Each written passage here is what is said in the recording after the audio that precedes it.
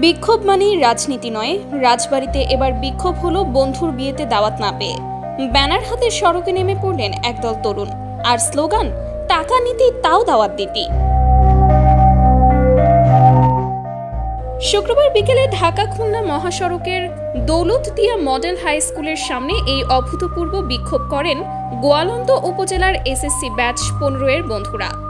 ঘটনা হলো, দীর্ঘদিন ধরে বিয়ের দাওয়াত দেওয়ার আশ্বাস দিয়ে আসছিলেন শাকিল শেখ, কিন্তু বৃহস্পতিবার কাউকে না জানিয়েই বিয়ে সেরে ফেললেন।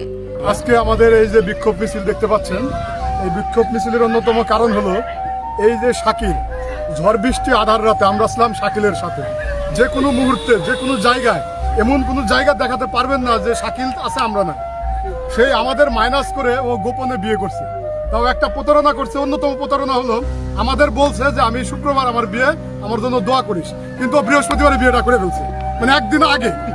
আর এই যে আজকে বাংলাদেশ না, শুধু এই বাংলাদেশের গলন্দে এমন না, সৌদি আরব, সিঙ্গাপুর, দুবাই, ফ্রান্স, ইউরোপের কয়েকটি দেশ থেকে ওর বিয়ের জন্য তীব্র নিন্দা প্রকাশ করছে আমাদের বন্ধু মহল থেকে। আন্তর্জাতিক মিডিয়ায় যেটা কাভার হবে সামনে।